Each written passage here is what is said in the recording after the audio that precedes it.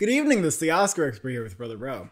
It's time for a review of Saint Maud. This is the directorial debut of Rose Glass and it stars Morfydd Clark. The film is about a very religious and pious nurse who becomes the caretaker of a cancer woman. I want to get into spoilers eventually, but we can discuss the film a little bit, and then I need a spoiler territory to discuss the ending. I definitely want to take this opportunity to hype up this film because this is some good ass horror. Unlike most horror movies, it has a brilliant ending.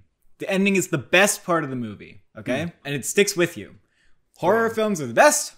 They stick with you. This film sticks with me. I didn't even necessarily love the movie during it as much as I appreciate it after. And I think that it's actually grown on me, and I would love to watch it again. It's a really fascinating film. It saves the best for last. That's all I'm going to say in this non-spoiler portion. I enjoyed it thoroughly during the movie. I thought it was very entertaining. You know, it is an A24 horror film, but it is not a slow burn like The Witch or It Comes at Night. Even though your average horror fan might go into it expecting more actual scares, there's one scene that I would say is scary. Horror, the rest is disturbing and very horror atmosphere. Dark, But I thought it delivered enough as a horror film. I was very satisfied with it. Yeah, definitely by the end. I don't think it really becomes a horror film until the very end is the thing. It never puts a stake in that genre all the way in. It never hammers it down until the very end. And then you're like, oh, there's the horror movie. It's very psychologically disturbing. Yeah. And it's really, really well crafted. This is one of the best crafted movies I've seen in a while. Sounding movies, one of the best scored movies. The score for this is phenomenal. The score is actually terrifying. Especially in the end when it cuts to the credits, you're like, oh shit, the score is just still there and it's shaking you. The score and the sound design, oh my god. And the editing was great.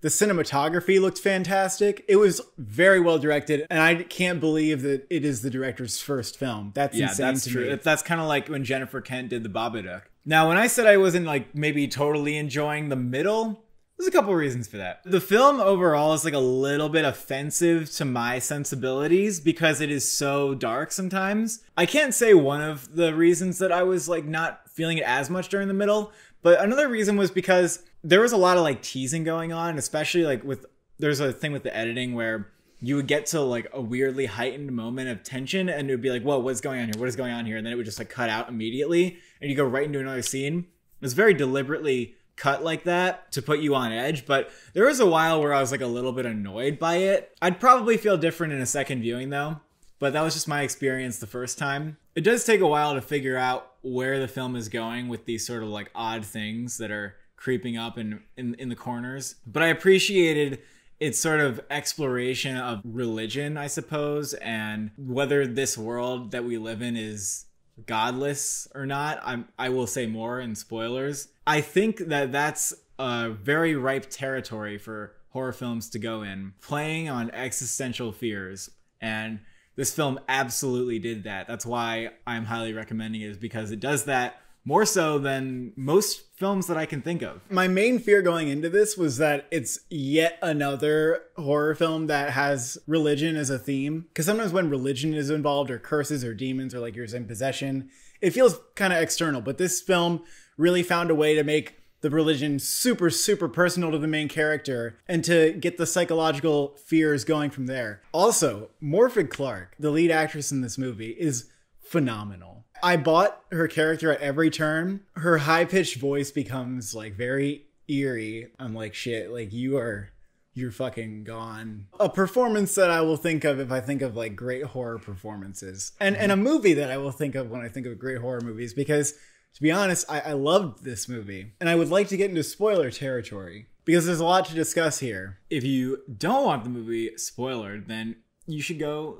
do something else and watch the movie, and then you can come back. You don't want the movie spoiled. I promise you. If you haven't seen the movie, I don't think you should watch. Don't do that. I was saying earlier, I was sort of bothered by this film in an existential way because the character believes she is talking to God.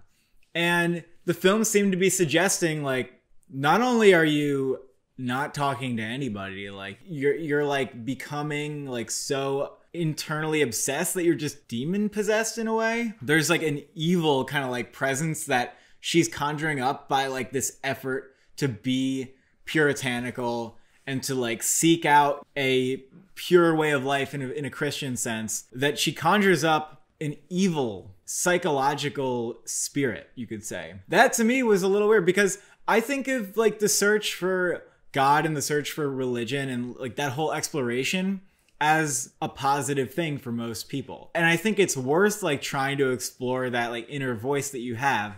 And so the film in a sense is like offensive to my outlook on that, because this voice seems to be like the opposite of God. So it's like, not only is she not able to communicate with like the God she believes in, this force of good, she's actually communicating with something that's very deceptive. While it's offensive to me, that's also like terrifying. Like the reason it's offensive to me is because I am scared of that idea. To me, everything that was going on was purely psychological, purely in her head.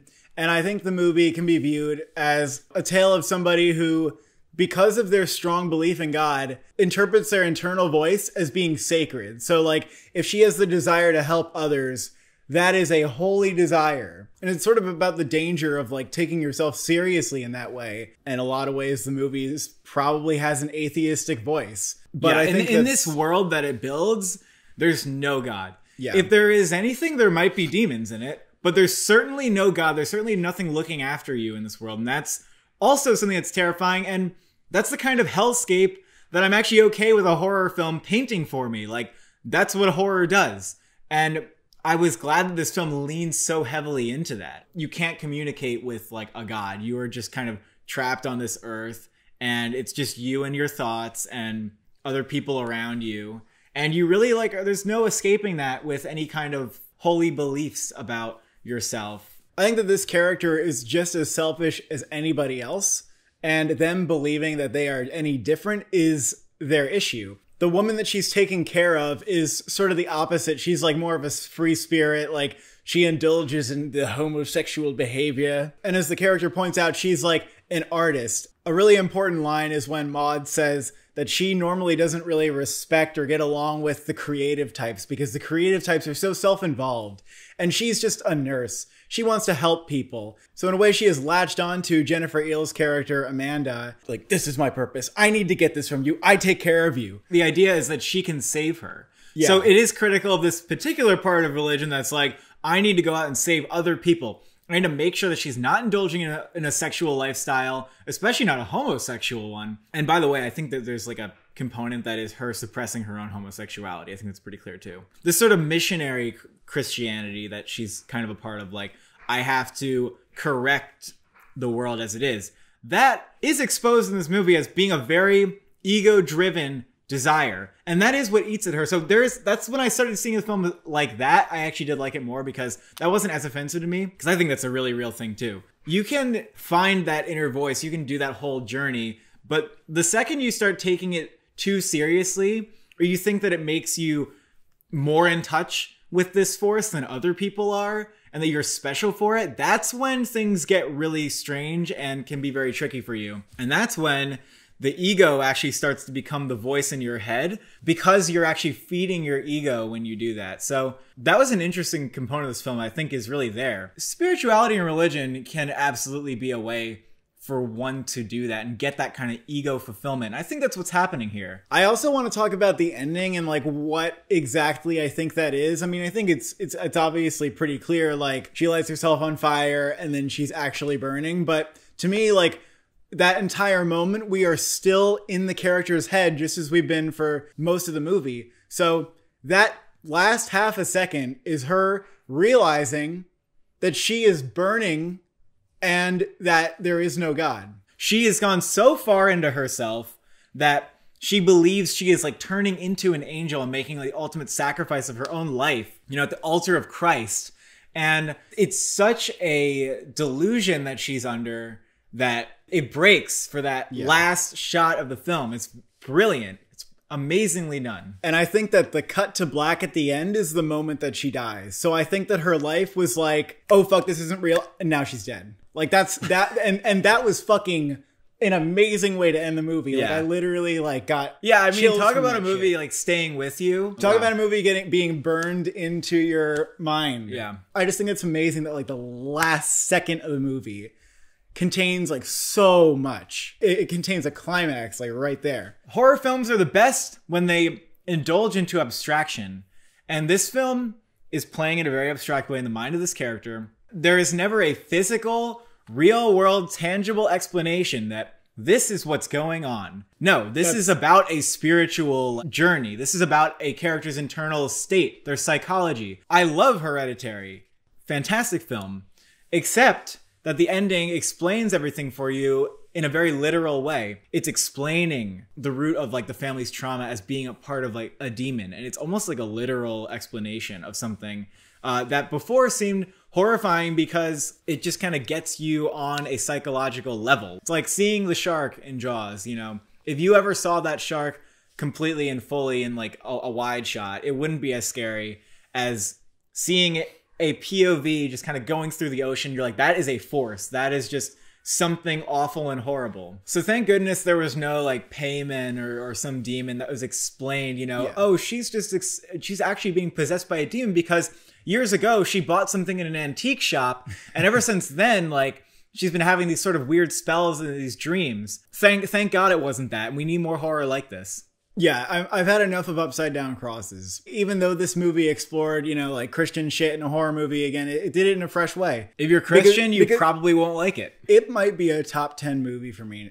this year. We'll see. Yeah. We will have to see. I'm giving this a very good 9 out of 10.